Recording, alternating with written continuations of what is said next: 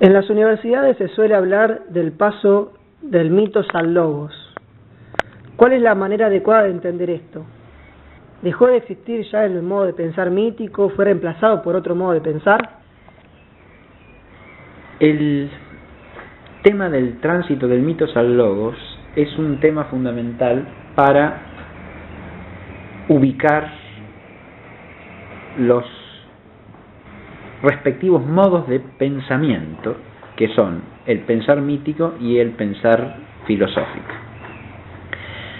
Pero la primera aclaración que hay que hacer para considerar adecuadamente ese tema es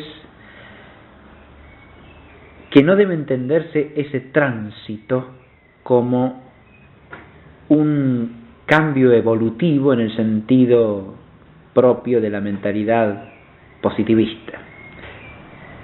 No se trata de un modo de pensar que sustituye al otro y en un sentido de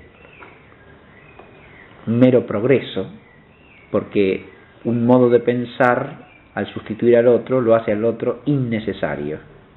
Esta es la idea del positivismo. El positivismo entiende que el modo de pensar mítico es un modo de pensar que se ve superado por el modo de pensar filosófico y lo reemplaza progresivamente, hasta que termina sustituyéndolo por completo. Y si por modo filosófico se entiende el modo metafísico, después la ciencia positiva desplaza al modo metafísico. Esa idea positivista, que está asociada además al racionalismo, es lo primero que hay que poner entre paréntesis para poder entender de qué se habla en el contexto griego originario cuando se habla de tránsito del mitos al logos. Es un tránsito en el sentido de que es un pasaje de un modo de pensar al otro y vuelta. Es así como hay que ubicarlo en el contexto de la tradición griega antigua. Porque entre la forma de pensar del mitos y la forma de pensar del logos, lo que podríamos decir es que hay, primero que nada, una distinción esencial. Son dos modos de pensar distintos. Segundo, hay cierta tensión. Una tensión que se manifiesta en algunas críticas del pensamiento filosófico, ya desde los orígenes presocráticos, al modo de pensar mítico. Pero también hay una tensión de complementariedad, en el sentido de que los propios filósofos advierten que el pensar filosófico no agota el pensamiento humano y es correlativo del mito. Son dos modos de pensar esencialmente distintos porque, según hemos dicho, el pensar mítico es básicamente un pensar narrativo, porque mitos en griego significa una narración, un relato de hechos, y un relato que viene de una tradición antigua y que se refiere a los orígenes, y que por referirse a los orígenes tiene una doble característica. Primero, esclarece el sentido de las cosas desde su raíz, y segundo, se considera como transmisor de una sabiduría que de algún modo trasciende a la capacidad de razonar del hombre, porque viene de unos hombres que estaban en más plena comunión con la divinidad. Esta es la idea que se asocia en la mente griega al mito. Por lo tanto, cuando se habla de mito, se habla de una instancia de saber en la cual la razón humana se abre a un horizonte que la trasciende. Y eso, para la experiencia y para la tradición griega, significaba remitirse a la sabiduría de los antiguos. El pensar filosófico, en cambio, es el pensar que desde la razón humana busca, y en la medida en que la razón humana tiene la capacidad, logra alcanzar las causas de las cosas. Y las alcanza de manera fundada, es decir, de manera, como hemos dicho, argumentada, pero hay argumento, hay que entenderlo como la posibilidad de exponer el fundamento, de exponer la causa, de exponer el principio en que se fundan las cosas. Son por lo tanto dos modos de pensar distintos. Al ser un pensar narrativo, el mito recurre constantemente al relato, a la historia, a los hechos, y al mismo tiempo a imágenes. Imágenes que en gran medida tienen un carácter metafórico o simbólico y que nunca hay que entender literalmente. En cambio, el pensar filosófico, según la exposición que hicimos, procura ser rigurosamente conceptual, manejarse con nociones inteligibles, lo más precisas y lo mejor definidas que sea posible. Y allí el recurso a la imagen es meramente un recurso didáctico, en todo caso, para explicar un concepto, pero nunca puede sustituir al concepto mismo. Nos movemos, por lo tanto, en dos maneras de pensar distintas, esencialmente distintas.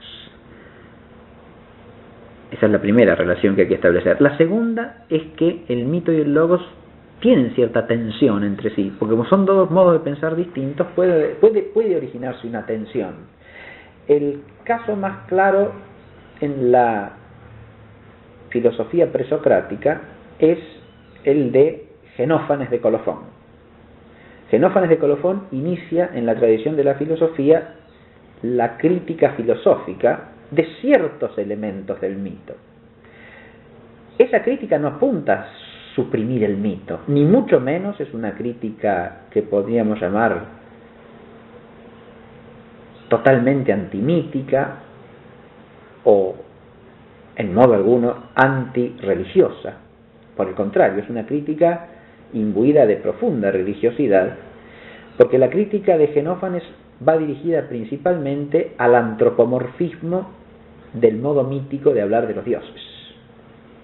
Con eso, Xenófanes inicia lo que podríamos llamar el camino de la crítica del antropomorfismo y del politeísmo mítico desde el monoteísmo metafísico de la filosofía. Eso es importantísimo, por supuesto, desde el punto de vista del desarrollo del conocimiento del ser divino en la tradición griega, e implica una riqueza propia de la filosofía en relación al mito. Pero también en eso hay una limitación propia de la filosofía. Un gran filósofo del siglo XIX, un filósofo cristiano del siglo XIX, que fue el padre Rosmini, en un libro que se llama Lo divino en la naturaleza, hace un análisis del conocimiento por vía racional o natural de Dios en los pueblos antiguos. Y él señala una cosa muy interesante, y es que mientras el pensamiento filosófico tiene su lado fuerte en destacar la unicidad del ser divino y su trascendencia respecto de todo lo que es imaginable y representable por el hombre, tiene también un costado negativo, que es presentar una divinidad que no se ve cómo está presente en la vida del hombre,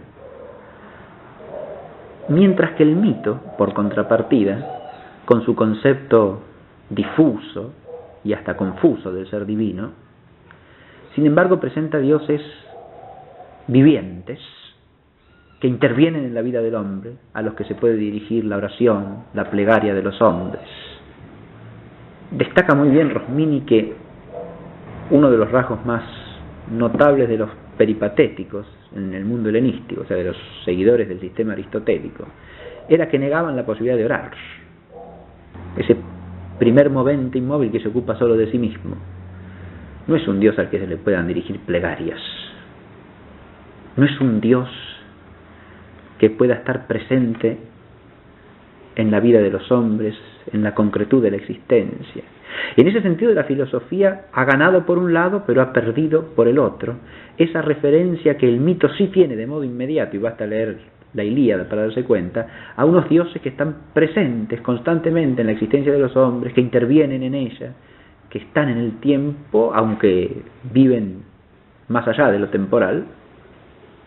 Lo que señala Rosmini es que de alguna manera la filosofía destaca el ser de Dios, pero el mito destaca la vitalidad y la presencia vital del ser divino en la existencia de los hombres.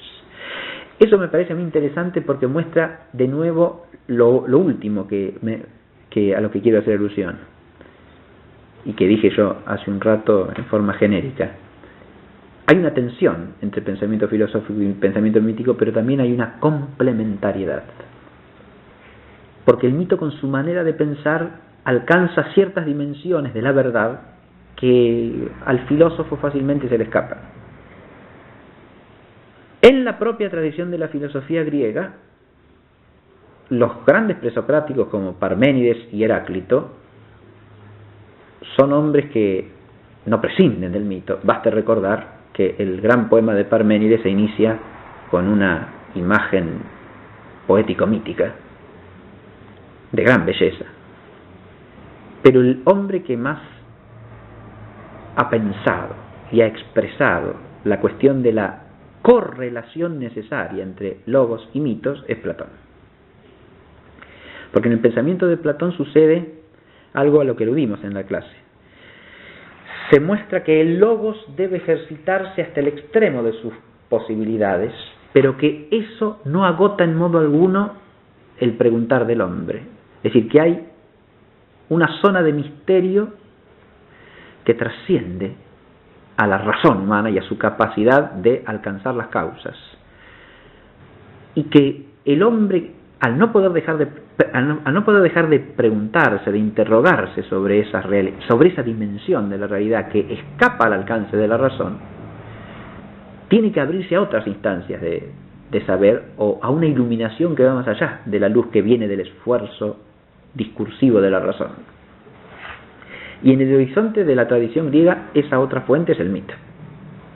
El mito no es lo mismo que la revelación en el concepto bíblico, pero de alguna manera ocupa imperfectamente su lugar. Un pensamiento que es logos y que está en tensión, pero al mismo tiempo en correlación con el mito, es un logos sano, porque es un logos que no pretende abarcarlo todo. Hay logos, pero no hay racionalismo. En cambio, un logos que se pretende total, absoluto, único, es un logos racionalista, que ya no es logos en el fondo. Una de las características fundamentales del logos es que tiene lúcida conciencia de su propia medida, de su propia capacidad y alcance y de su propia limitación a la vez. Y entonces no puede pretenderse absoluto y no puede pretenderse todo. Esa tensión que Platón establece entre mitos y logos, que es una tensión dinámica, diríamos, se pasa del mitos al logos, pero también del logos al mitos. Es la que puede servirnos para entender adecuadamente la noción de tránsito. Tránsito en el sentido de un paso vital de una esfera de pensamiento a la otra, de un modo de pensar al otro, de manera que esos dos modos de pensar no se pueden reducir el uno al otro. Es sano que se mantengan juntos y que se critiquen en la medida en que sea necesario, ¿no? Pero como dos esferas que deben complementarse.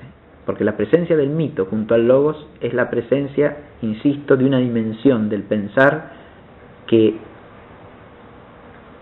le permite al hombre, más allá de la discursividad racional, y en correlación con ella, nunca sin ella, y ahí viene la importancia de la crítica filosófica al mito también, ¿no?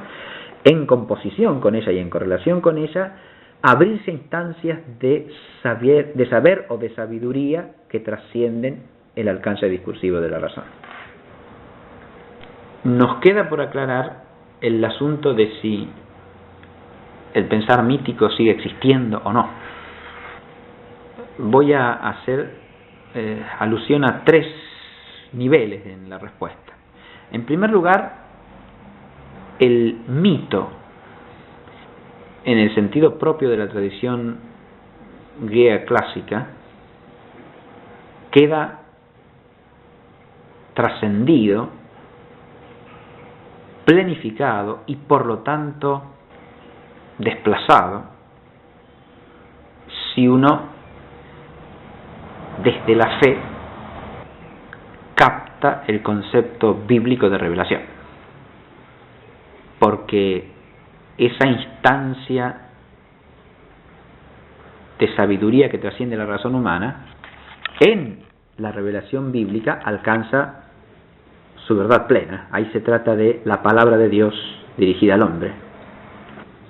En este sentido, la revelación trasciende todos los aspectos de comunicación entre la divinidad y el hombre que piensa la tradición griega clásica, entre los cuales hay que poner el mito y además los oráculos, por ejemplo. Es claro históricamente también que desde ese punto de vista toda la tradición cristiana ha hecho una crítica del mito, asociándolo a la visión politeísta, a una concepción imperfecta de la naturaleza divina e incluso a la noción de idolatría, ¿verdad? Esa es una crítica básicamente negativa del mito y que está muy bien fundada, pero que al mismo tiempo desconoce la dimensión que podríamos llamar positiva del mito, y que no hay que olvidar. Entonces, primero que nada, desde el punto de vista de la revelación, es claro que el mito queda desplazado por ese privilegio de la revelación con que Dios le comunica a su pueblo su sabiduría. Esa es la primera parte de la respuesta. La segunda, la revelación, sin embargo, suprime toda referencia al mito en el sentido de un relato esclarecedor acerca de los orígenes que viene desde lo antiguo. Yo diría que eso no queda absolutamente suprimido, pero queda relativizado. Es decir, lo que el griego antiguo llamaba mito ahora se transforma en lo que podemos llamar tradiciones humanas, sin excluir que esas tradiciones humanas puedan contener algún elemento de conexión con la divinidad. Incluso desde el punto de vista teológico, en ciertas épocas o periodos de la teología ha circulado la idea de una revelación original, que es la revelación adánica, ¿no?, que después se conserva por tradición a lo largo del tiempo en distintos pueblos, ¿no? Sería como una especie de germen original de revelación que se va difundiendo más o menos confusa, ¿no?, en el pensamiento de los pueblos. Pero eso en realidad no hace falta recurrir a esa hipótesis para pensar en que las tradiciones que tienen que ver con los orígenes, en la medida en que no contengan elementos de carácter incompatible con la verdad revelada o con la verdad que se conoce por la razón, forman parte también de un saber humano, ¿no?, aunque propiamente no se lo pueda llamar mito. Pero ese saber tradicional o ese saber por tradición muchas veces esclarece aspectos de la realidad de la vida de los pueblos o de la vida de ciertas instituciones o de las personas, ¿no?, que no se pueden captar de otra manera sino a partir de la tradición. En ese aspecto hay algo del mito también que sigue vivo siempre porque es inherente a la naturaleza humana. Pero insisto que tampoco ahí se podría hablar de mito en sentido propio. En una tercera instancia, la palabra mito suele usarse entre los antropólogos, sociólogos e incluso entre los filósofos también, para referirse a una dimensión propia del hombre. Ahora, si el mito es una propiedad del hombre, entonces es algo que está siempre presente. Pero ahí ya la palabra mito está usada por una analogía, y habrá que ver si hay analogía inclusive, con el sentido griego. Ahí mito lo que significa es una representación, un conjunto de representaciones que forma parte de la cosmovisión de un pueblo y que centra para ese pueblo lo que podríamos llamar su espiritualidad como motor de la actividad de la vida social, de la vida del hombre en general, ¿no? Este sentido amplio de mito hay que distinguirlo claramente del sentido estricto en que lo hemos usado nosotros para hablar del mito en la tradición griega clásica. Desde el punto de vista histórico, incluso hay que advertir que el mito de la tradición griega clásica ya empieza a perder vigencia y su valor propio, incluso a partir de la época helenística, porque los mitógrafos helenísticos ya toman el mito como un mero lenguaje simbólico al que hay que interpretarlo para darle un sentido, y suele interpretárselo de una manera que no tiene nada que ver con el sentido originario de los mitos. El hablar de mito como una representación que moviliza, que mueve al conjunto de los hombres, que de alguna manera dinamiza la espiritualidad de una sociedad o de una cultura, es una manera de hablar que se puede usar siempre y cuando se aclare que ahí se está hablando de mito en otro sentido. Y si acudimos a este sentido, también parece claro que el mito puede darse en toda instancia histórica, y hoy día también. Pero hay que advertir también que ahí, primero que nada, lo más probable es que no se trate de mitos en el sentido propio, porque no son relatos que vienen por tradición de los antiguos. Son más bien representaciones, a veces construidas arbitrariamente por una ideología, y que establecen una cierta cosmovisión o las bases de una cosmovisión. Y que además, cuando eso irrumpe con fuerza en un contexto de tradición religiosa y cultural cristiana, ese tipo de representaciones suelen aparecer como sucedáneos de la revelación. Es decir, esa revelación que trasciende al mito es rechazada y es sustituida poniendo en su lugar un pseudomito. Esto en gran parte tiene que ver con lo que los antropólogos o sociólogos llaman mito en un sentido lato, aunque también puede referirse simplemente a las cosmovisiones de distintos pueblos de manera históricamente no conectada con la revelación bíblica, ¿no? Entonces, la palabra mito usada antropológicamente es de una gran vaguedad y hay que precisar qué es lo que se quiere decir. Porque si el mito alude simplemente a las bases representativas de una cosmogonía, por ejemplo, de una teogonía en cierta cultura, ¿no?, está usada meramente por analogía con lo griego, y habrá que ver hasta qué punto en las distintas culturas eso hay que entenderlo como mito o hay que entenderlo de otra manera. Si tomamos, por ejemplo, los antiguos egipcios, cuando en las especulaciones teogónico-cosmogónicas del antiguo Egipto faraónico se habla del origen de todas las cosas a partir de un ser divino supremo, de un dios primordial, los antiguos egipcios no entienden eso como un relato que viene de los antiguos, lo entienden más bien como el ejercicio de un pensar especulativo que se esfuerza por remontarse al principio de las cosas, pero lo hace a través de imágenes y a través de un relato de tipo genealógico. Eso tiene puntos de contacto con la tradición mítica griega, pero no es lo mismo. Y eso hay que estudiarlo para cada tradición cultural en particular. Entonces, en las culturas en general puede existir el mito o lo mítico en este sentido que decimos, ¿no?, como reflexión sobre los orígenes, a la que se responde con una suerte de relato genealógico o con unas representaciones acerca de cómo ha tenido su origen el cosmos. Pero todo eso, que se puede llamar mito, es lo que podríamos llamar la reflexión sobre los orígenes en las distintas culturas. E insisto, en cada una habrá que estudiar cómo se entiende que eso llega al hombre o cómo el hombre llega a eso. No hay por qué presuponer que eso significa lo mismo que el mito para los griegos. Eso existe en muchas culturas hasta el día de hoy. Es absolutamente superficial pensar que eso queda desplazado por la ciencia acerca del universo físico, por ejemplo, porque el saber que es ciencia o filosofía sobre el universo físico no reemplaza eso.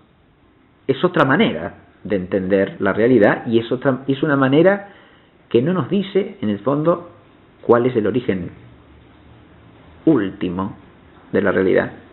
Nos permite entender hasta cierto punto cómo está constituida la realidad física, pero no de dónde viene originalmente. No se puede confundir una hipótesis físico-matemática cosmogónica, que en todo caso lo que explica es cómo un estado del universo físico procede a partir de otro estado anterior, con un relato cosmogónico al modo de las especulaciones egipcias, por ejemplo, porque ahí no se trata de explicar un estado físico a partir de otro estado físico por una hipótesis físico-matemática. Se trata de remontarse a un origen trascendente de la realidad física. Y en ese sentido el pensar mítico está más próximo al pensar metafísico que el pensar de una física matemática, porque se mueven en órdenes de abstracción distintos. Solo que el pensar mítico lo hace desde una vertiente representativa o imaginaria, mientras que el pensar metafísico lo hace de una manera rigurosamente conceptual. Este pensar, que podría llamarse mítico, no hay que confundirlo tampoco con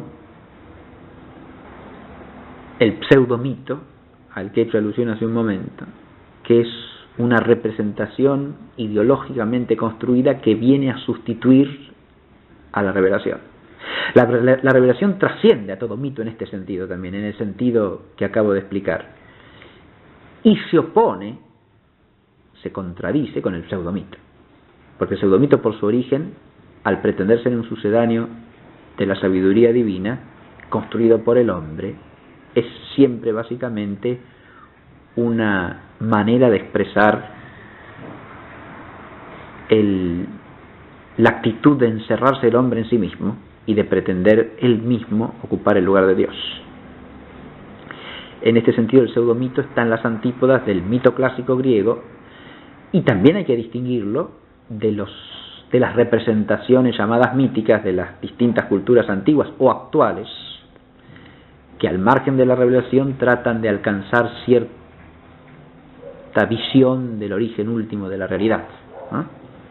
Porque ahí hay un esfuerzo noble por encontrar un sentido a las cosas, mientras que en el otro caso lo que hay es unas representaciones que tratan de encerrar al hombre en sí mismo, ¿no? Como si hablásemos, por ejemplo, del mito del hombre que se hace a sí mismo completamente, ¿no? O del mito del hombre que construye la historia y que es señor de la historia. Y asociado a eso puede haber el mito de la revolución que libera últimamente al hombre, o el mito de las formas políticas que hacen que el hombre llegue a ser plenamente hombre, etcétera, etcétera. Es decir, hay una serie de pseudomitos, ¿no?, que usurpan el lugar de esa luz que da el sentido último y definitivo a las cosas. Entonces, ante la pregunta de si el mito sigue existiendo, bueno, hay que responder de una manera compleja. El mito en el sentido clásico griego es propio de aquella tradición y no puede decirse que tenga continuidad hoy día. En cambio, a diferencia de lo que pasa con la filosofía, es decir, porque el mito en ese sentido griego, insisto, es algo que en el orden de la historia real, de la historia total, está trascendido y superado por la revelación. Lo que sí puede existir es el mito como tradición humana. Eso es lo segundo que dije, ¿no? Mito como una tradición humana acerca de ciertos orígenes, que es relativo al conjunto de la verdad revelada y racional, ¿no? Y que forma parte de la totalidad de las cosas que el hombre puede saber y que tiene que tener en cuenta.